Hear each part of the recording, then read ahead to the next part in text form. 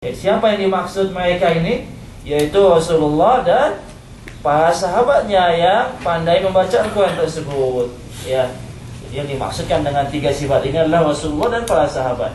Maka berkata Auf bin Malik, salah seorang sahabat, "Kadzabta, engkau dusta." Ya, tidak betul. Sahabat bukan orang yang pengecut, tapi sebaliknya, siapa yang pengecut? Siapa yang penakut? Kaum munafikin. Ya, mereka kembali tidak ikut perang. Ya, seperti dalam perang Uhud. Demikian juga ketika dalam perang Tabuk. 300 atau 30.000 pasukan pulang lagi, kembali lagi ke Madinah di bawah pimpinan Abdullah bin Ubay bin Salul 15.000. Mereka yang pengecut, mereka yang penakut seperti itu. Demikian juga para sahabat tidak pendusta, wala agzabu asunah, tidak. Ya, sebaliknya kaum munafikin yang mereka inilah pendusta. Maka Auf bin Malik mengatakan, "Kadzabta, engkau telah dusta. Bal anta munafiq, walakinnaka munafiq, tetapi engkau adalah orang munafik. La ukhbiranna Rasulullah sallallahu alaihi wasallam, aku akan laporkan, aku akan beritahukan hal ini kepada Rasulullah sallallahu alaihi wasallam." Ini karena riwayatnya, ya, karena setianya kepada Allah dan Rasulnya, tidak rela Allah dan Rasulnya dihinakan.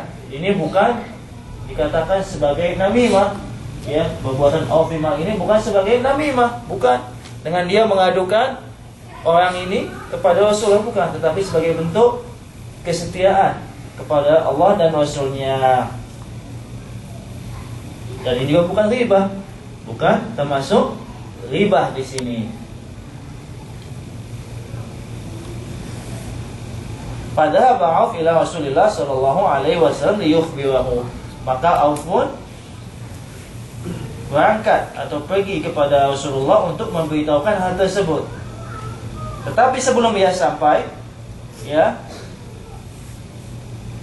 fawajada al-Quran qad sabaqahu, telah turun wahyu pada Nabi sallallahu alaihi wasallam. Wahyunya itu ayat yang tadi, ayat At-Taubah ayat 65 dan 66.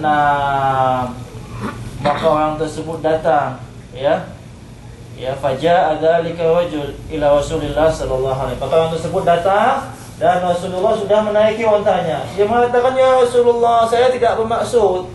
Ini saya hanya sekedar bercanda saja, bersendagurau saja. Saya tak bersungguh-sungguh dengan ucapan saya ini. Saya hanya sekadar mengucapkan saja." Jadi dia beralasan, ya, kepada Rasulullah, "Ya Rasulullah, saya hanya sekedar bercanda saja, tak bersungguh-sungguh." Ya. Maka apa yang dilakukan oleh Rasulullah SAW? Dia mengatakan, "Sebenarnya kami hanya bersendagurau, mengobrol sebagai obrolan saja, sebagai ucapan saja, orang yang berpergian jauh, sebagai pengisi waktu dalam perjalanan kami." Ya, jadi dia terus berpegang dengan pelana unta Rasulullah SAW, dan Rasul sudah menaiki unta, tak dilihat orang tersebut. Rasulullah hanya membacakan ayat "Abillahi wa ayatihi wa rasulihi kuntum tastahzi'un", apakah dengan Allah, ayat-ayatnya dan Rasulnya kalian berolok-olok? Tidak dimaafkan orang tersebut, ya, oleh Rasulullah sallallahu alaihi wasallam. Ya, jadi ayat ini atau kisah ini menjelaskan tentang ayat yang disebutkan tadi, tentang sebab turunnya ayat tadi, yaitu tentang perbuatan kaum munafikin yang mereka ini mengolok-olok Rasulullah sallallahu alaihi wasallam dan para sahabatnya. Jadi sekali lagi, dalam masalah ini masalah yang berbahaya sekali, ya. Jangan sampai kita terjatuh ke dalamnya. Kemudian ulama pun menjelaskan bahwasanya ada juga bentuk yang lain, ya, yaitu mengolok-olok orang yang katakanlah beragama baik, ya. Dikatanya orang, dia orang soleh, orang baik, dikata diolok-olok orang tersebut. Mengolok sama, ya, istihza. Diolok-olok orang tersebut, ya. Entah mungkin dikata dia ini berjenggot, diolok-olok orang tersebut. Ini macam kambing saja.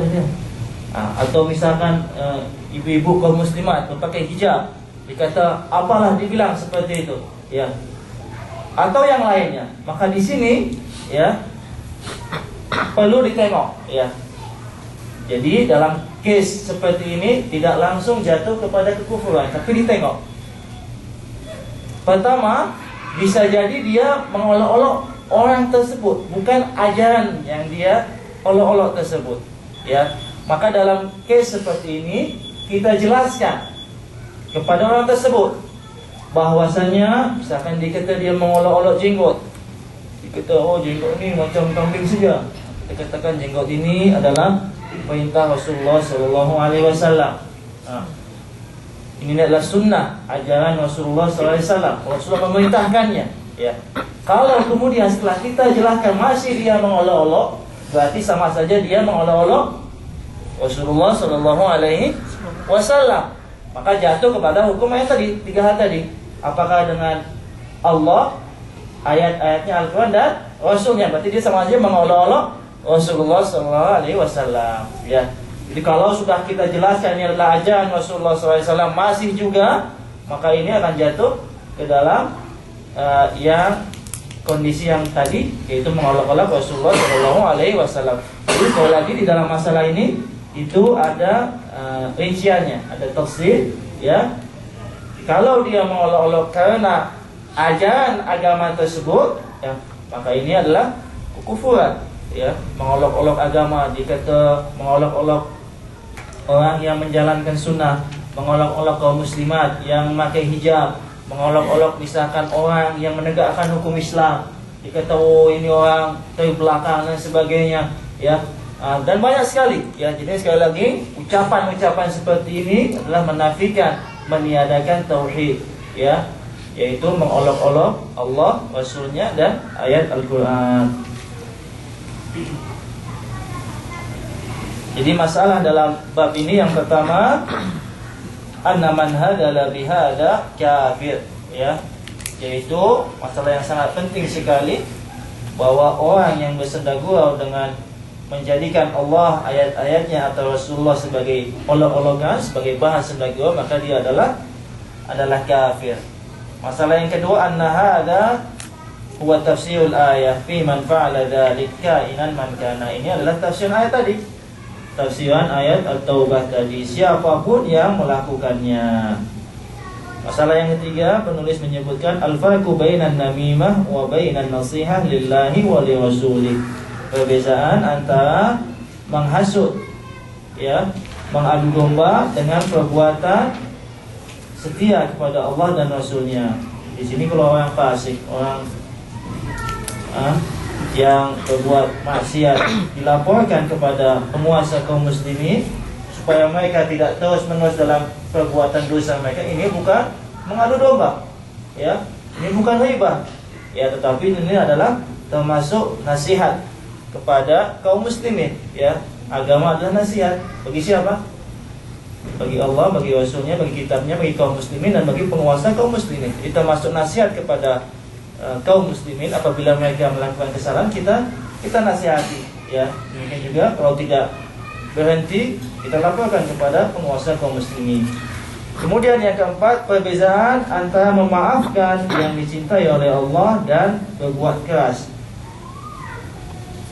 Ya, jadi di sini dalam ayat ini, ya, la ta'tadiru qad kafartum ba'da imanikum, tidak perlu kau minta maaf, kau telah kafir sesudah kau beriman. Inna afu an ta'ifatin minkum, kalau kami maafkan kepada sebahagian kelompok di antara kalian, nu'adzib ta'ifatan, kami akan siksa yang lainnya bi annahum kanu mujrimin, karena mereka adalah orang-orang yang berdosa. Di sini tidak dimaafkan oleh Nabi SAW orang tadi, ya, yang telah keluar dari keimanan. Qad kafartum ba'da imanikum. Kalau ada yang bertanya, kalau kafir kenapa tak dibunuh oleh Rasul? Mengapa orang ini kalau dikatakan telah kafir, mengapa tidak dibunuh oleh Rasulullah SAW? Jawabannya, sebagaimana Rasulullah jelaskan, supaya tidak menimbulkan mafsadah yang lebih besar, yaitu dikatakan bahwasanya Rasulullah Muhammad telah membunuh sahabat-sahabatnya, ya. Di sini Rasulullah walaupun tahu munafikin, ya, tetapi tidak dibunuh, ya, karena Rasulullah tidak ingin dikatakan bahwasanya beliau membunuh sahabat-sahabat. Maksudnya sahabatnya orang yang bersama bersama beliau seperti itu ya, karena munafik bukan sahabat ya, munafik itu bukan sahabat seperti itu. Yang terakhir di sini, anna min al-i'tidar ma la yanbaghi an yuqbal. Saya jelaskan tadi bahwa tidak semua permintaan maaf itu mesti diterima ya. Dalam hal ini orang ini tidak diterima oleh Rasulullah SAW permintaan maafnya ya. Dan Rasulullah hanya membacakan ayat tadi, Abillahi wa ayatihi wa rasulihi kuntum